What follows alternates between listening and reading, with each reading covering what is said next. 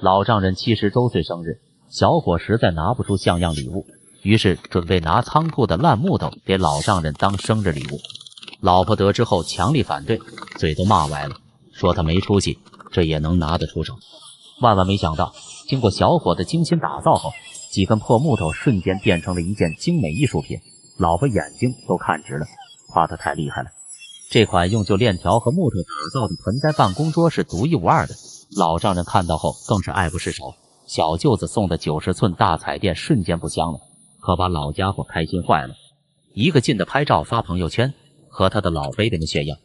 接下来就来看看小伙是怎么把几根木头打造成精美艺术品吧。